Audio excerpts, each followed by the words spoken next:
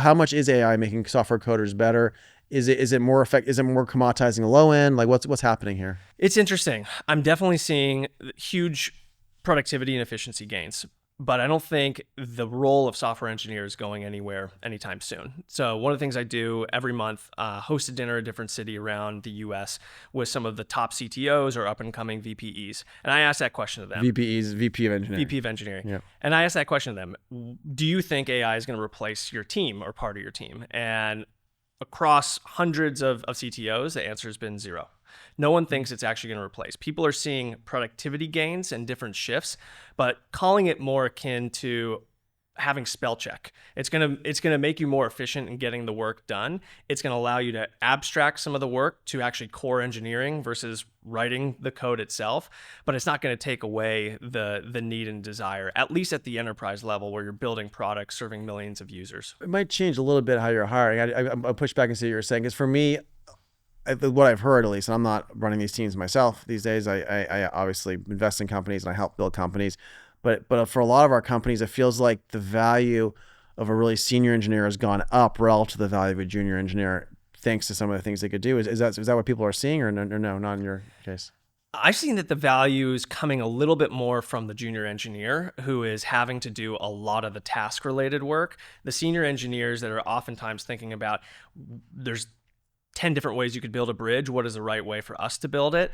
When they're thinking about those things, that is not being aided today by AI. But the junior mid-level engineers are able to be a lot more efficient, feel like they're able to actually learn by having the AI suggest code. So I'm seeing it a little bit more of the opposite, that it's actually up-leveling a lot of the mid-level engineers. The senior engineers, and I think this is the trend, keep getting abstracted to more architectural engineering decisions versus spending so much of their time writing the actual code itself. I guess that's similar to what we're seeing with some sales guys, where like Michael Dell was telling me earlier that you actually can take general salespeople and make them specialized salespeople using some of these AI technology. And I guess you're seeing this as making that more efficient. So that's the analogy that you're giving here for the engineers, Exactly. Which is different than some other possibilities. Like chess in the old days, like AI as it got better, would commoditize the tactics, commoditize certain parts, but then like the judgment parts of precision play, you still needed like the very, very best players. And so it used to be that if you want to be the best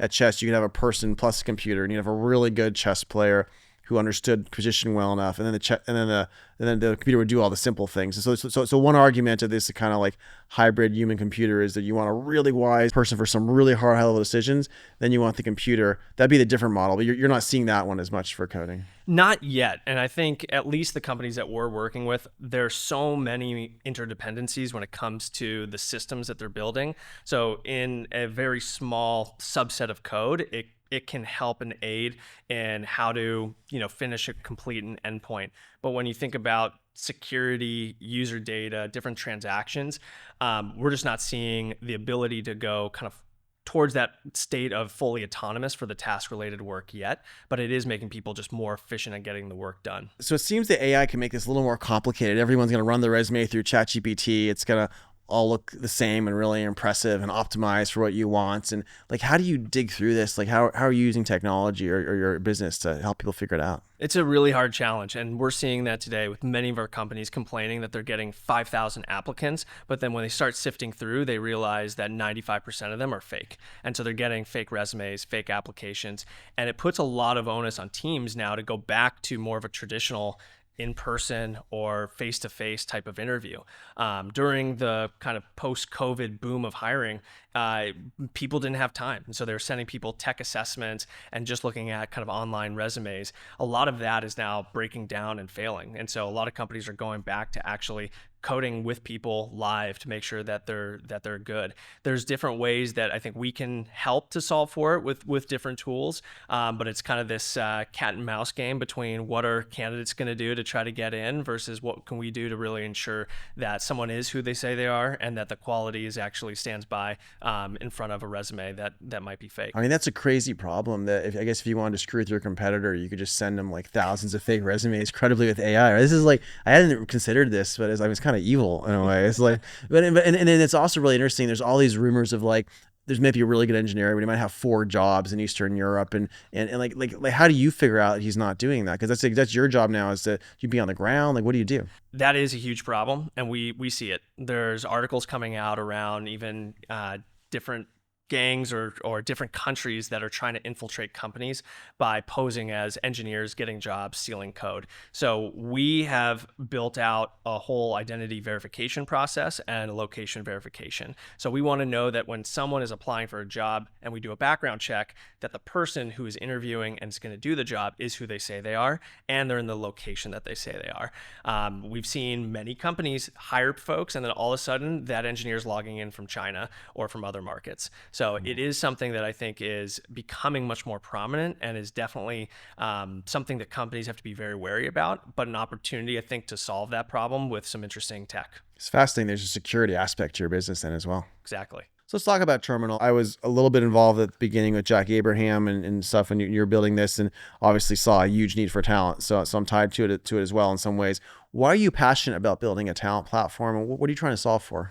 Really, 2 things to me drive my passion for Terminal. The first is I'm a tech optimist at the end of the day. I believe that the more innovation we can push, the more of society's problems we can solve.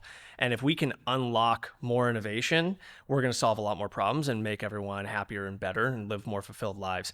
The one gating factor to that I see is that deficit of technical talent. That, again, our demand for innovation, our demand to build is outpacing our ability to reach that supply locally. And the solve for that is raising and providing access to that global pool of talent to unleash a lot more innovation. And then secondly, firmly believe that people's lives can change with professional opportunity. And some people aren't as lucky to win the geographic lottery to be born in the US, but the way in which we can actually provide some of the best values of the US, meritocracy, innovation, capitalism, is allowing those opportunities to come to people around the world. And so being able to unleash American innovation, be able to bridge that towards providing professional, global, world-changing opportunities for people really drives me. I guess in some ways it's positive on the US. If you believe that we don't have enough engineers are graduating here, we're still going to be able to build things here despite that lack of time. Absolutely. It's a bottleneck that we can unlock that's going to enable us to build better companies, faster companies. It's going to enable us to hire more salespeople, marketers. It's going to enable the U.S. to still be the innovation hub, even if we're leveraging different pools.